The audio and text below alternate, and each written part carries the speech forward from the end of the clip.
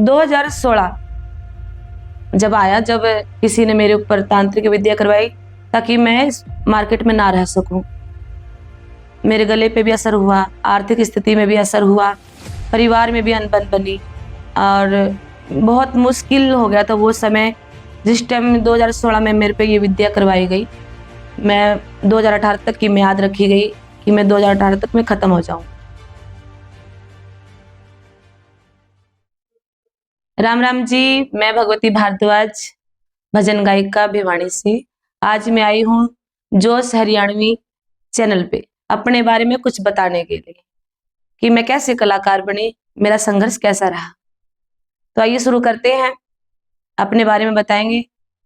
मैं शुरू से ही भजन गाने का मुझे शौक रहा। परिवार में भी सभी भजन, मेरी मम्मी भजन गाती थी और मुझे भी शौक रहा। 2011 से यही शुरुआत हुई भजन गाने की। और मैं और मेरे पति, मेरे हस्बैंड, हम गुड़गांव रहते थे और शीतला माता मंदिर के बगल में एक किराए का कमरा में रहते थे। वहां पे सुबह शाम आरती में मैं जाती थी। वहां पे रामचरितमानस का पाठ भी होता था, कीर्तन भजन भी होता था। वहीं बैठती थी, सुनती थी, जब से मुझे लगन लगी गाने की।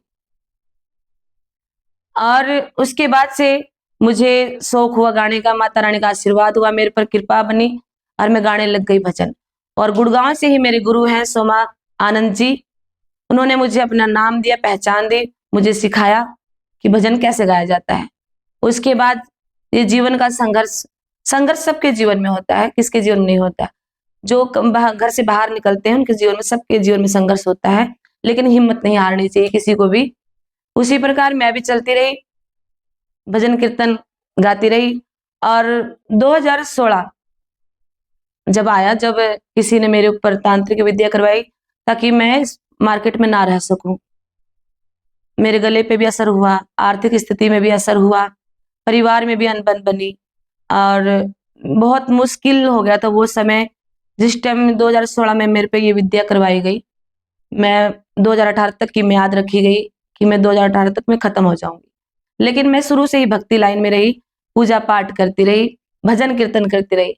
और भजन कीर्तन और पूजा पाठ में बड़ी शक्ति, बड़ी ताकत होती है, जिसकी वजह से मैं बची हुई हूँ और बच गई। मेरा गला बिल्कुल धीरे धीरे खत्म हो गया था। स्टेज पे जाती थी, भजन गाती थी तो अलग सा मेरा चेहरा बनता था, लाल चेहरा हो जाता था और लोग मुझे बायकट करने लग गए थे। समाज में भी लोग मुझे कुछ कुछ कहने लग गए थे, लेकिन मैं हिम्मत नहीं हारी, चलती रही। और आज भी मैं अपनी जगह पे चल रही हूँ और सही हूँ। उसके बाद 2016 के बाद भिवानी आई मैं, गुड़गांव छोड़ के। भिवानी आने के बाद मैं यहाँ रही, अपने बच्चों को मैंने पाला है। ऐसे भजन कीर्तन चलता रहा, समय निकलता रहा और संघर्ष जीवन में है ही, सबके जीवन में, मेरे जीवन में बहुत संघर्ष रहा। घर वालों ने भी ऑब्जेक्शन उठाया था, लेकिन मेरा सबने साथ दिया। समाज वालों ने भी साथ दिया, कलाकार ने भी साथ दिया, लेडीज कलाकारों ने भी साथ दिया, परिवार वालों ने भी साथ दिया, जिसकी वजह से आज मैं एक भजन गायिका हूँ। और मैं यही कहूंगी समाज के लिए, सभी कलाकारों के लिए कि हिम्मत कभी नहीं हारनी चाहिए। जो भी आप काम करें उसमें आप हिम्मत ना हारे, एक दिन सफलता जरूर मिलती है।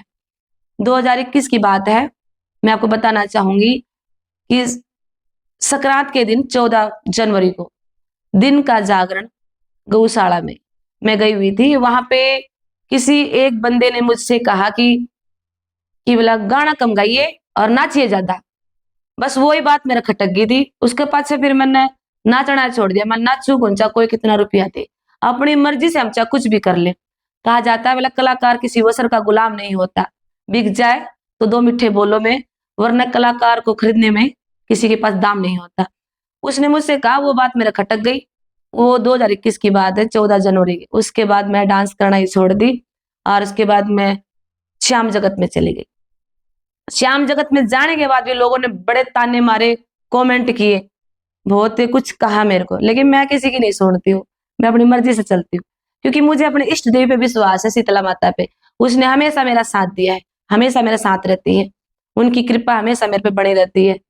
तो मैंने किसी की बात पे ध्यान दिया नहीं, कौन क्या बोल रहा है, मैं चलती रही। और उसके बाद 2021 के बाद लगातार 2025 हो गए, 5 साल हो गए लगातार मैं पैदल यात्रा खाटू जी जाती हूँ। और बाबा श्याम की बड़ी कृपा है मेरे पे और हमेशा ऐसे ही बनी रहे, बाबा से यही प्रार्थना है। और भजन कीर्तन करते हैं और आज भी कर रहे हैं और जिएंगे जब तक करेंगे।